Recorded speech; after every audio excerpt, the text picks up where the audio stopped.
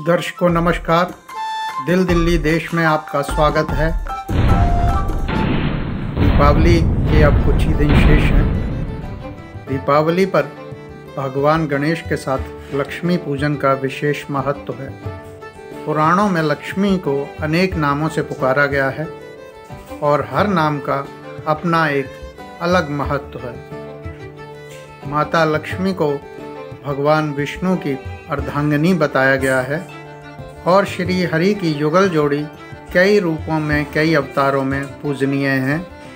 राधा कृष्ण और सीता राम उनके ही क्रमशः द्वापर और त्रेता युग के रूप हैं।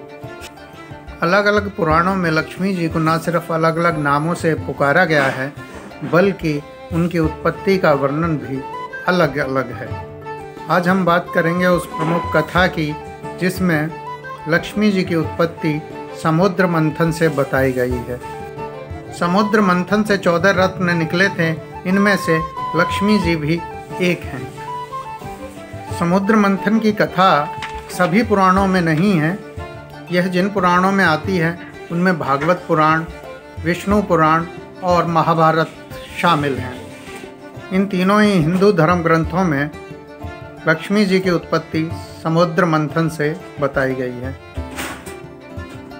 मगर समुद्र मंथन से पहले लक्ष्मी जी कहाँ थीं, कहाँ वास करती थीं, कहाँ लीला करती थीं, इसकी भी अलग कथाएं हैं जिनके बारे में इस कार्यक्रम में आज हम चर्चा करेंगे। तो आप देखते रहिए, लेकिन उससे पहले चैनल को सब्सक्राइब करिए, वीडियो को लाइक करिए ताकि अधिक से अधिक लोग इससे जुड़ सकें। और अगर वीडियो आपको पसंद आता है तो इसे अवश्य सब्सक्राइब करें ताकि चैनल से जुड़ सकें और भविष्य में भी इस तरह के कार्यक्रम आप तक पहुंच सकें। माता लक्ष्मी के अनेक रूप कहे गए हैं जिनमें से 8 स्वरूपों को अष्टलक्ष्मी कहा जाता है। इन 8 स्वरूपों की पूजा या कृपा जिसे मिल जाती है उसकी ये अष्ट सिद्धियाँ पूर्ण हो जाती हैं। इन 8 स्वरूपों में लक्ष्मी जी के 8 स्वरूपों में आदि लक्ष्मी, धन लक्ष्मी, धान्य लक्ष्मी, गज लक्ष्मी, संतान लक्ष्मी, वीर लक्ष्मी, विजय लक्ष्मी और विद्या लक्ष्मी शामिल हैं। माता लक्ष्मी का वाहन उल्लूक माना गया है। उल्लू को माता लक्ष्मी का वाहन माना गया है। हालांकि लक्ष्मी के 3 वाहन कहे जाते हैं धर्म ग्रंथों में, जिनमें कमल है जो उनका आसन है और जिस पर विराजमान लक्ष्मी को बहुत ही शुभ माना जाता है। इसके अलावा महालक्ष्मी गज पर विराजमान बताई जाती हैं और विष्णु प्रिया जो हैं वो उल्लूक की सवारी करती हैं। उल्लू के लक्ष्मी का वाहन होने के भी कई प्रतीक हैं। उल्लूक एक खास प्रतीक में लक्ष्मी जी का वाहन कहा जाता है। उल्लूक की 2 विशेषताएं हैं। पहला, वो अंधेरे में देख सकता है, दूसरा वो निर्भीक होता है।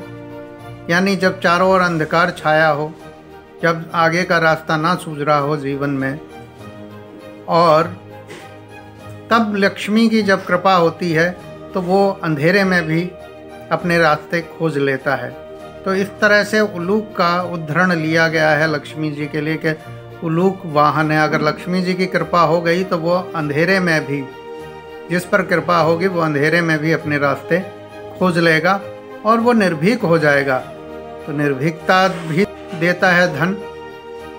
जिस पर लक्ष्मी की कृपा होती है, धन वैभव आता है तो निर्भीकता भी आती है। और जो दूसरा प्रतीक है उल्लू का, वो है मूर्खता का प्रतीक माना जाता है। जब कुछ संस्कारी लोगों पर लक्ष्मी आती है, धन आता है, कुछ संस्कारी लोगों को अनावश्यक संपत्ति जब मिल जाती है तो वह उन्हें मूर्ख बना देती है। वे धन पाकर विलासी, अव्ययी और अहंकारी हो जाते हैं, कृपण हो जाते हैं। दूसरी ओर संस्कारी लोगों को निर्भीक बनाती है, उनके लिए रोशनी की किरण होती है और वह अपने धन का इस्तेमाल परोपकार में और दूसरों के लाभ में करते हैं। इस तरह से लक्ष्मी कृपा उन पर बनी रहती है। पुराणों में एक और भी कथा आती है कि माता लक्ष्मी दैत्यराज बलि को छोड़कर अब इंद्र से कहती हैं कि मैं अब आपके पास आ रही हूँ। तो बलि कहते हैं कि आप ऐसा क्यों क्यों कर रही हैं, और इंद्र भी यही सवाल करते हैं। तो माता कहती हैं कि राक्षस पहले निर्बलों की रक्षा करते थे, इसीलिए राक्षस कहलाए। वो रक्षा करते थे और दयावान थे, परोपकारी थे, अन्याय के खिलाफ खड़े होते थे। लेकिन अब सत्ता और राज पाकर ये अहंकारी हो गए हैं, ये निर्बलों को सताने लगे हैं। इन्होंने दान परोपकार छोड़ दिया है, इसलिए अब मैं पुनः देवताओं के पास आ रही हूँ। और उसके बाद देवताओं को अपना राज वापस मिल जाता है और राक्षस गर्त में चले जाते हैं। अब हम फिर से आते हैं लक्ष्मी जी की उत्पत्ति कथा पर। लक्ष्मी जी की उत्पत्ति कथा आपको बताया कि 3 ग्रंथों में, जिनमें भागवत पुराण, विष्णु पुराण और महाभारत शामिल है, उनकी उत्पत्ति समुद्र मंथन से बताई गई है। समुद्र मंथन की एक लंबी विस्तृत कथा है, उस पर हम किसी और दिन बात करेंगे। अभी हम आपको बता रहे हैं कि लक्ष्मी जी की उत्पत्ति की कथा अन्य पुराणों में, जिस तरह से शिव पुराण में उन्हें भृगु ऋषि की पुत्री बताया गया है, पार्वती की तरह ही उन्होंने विष्णु जी को पाने के लिए तप किया था। तो लक्ष्मी जी की उत्पत्ति की कथाएं अनेक हैं, अलग अलग पुराणों में अलग अलग तरह से कही गई हैं। दिवाली पर इनके पूजन का विशेष महत्व है, तो आप सभी इसकी तैयारी भी कर रहे होंगे निसंदेह। सभी हिंदू परिवारों में दिवाली प्रमुख त्यौहार है। तो आज के कार्यक्रम में इतना ही, फिर मिलते हैं हम किसी और विषय पर। धन्यवाद।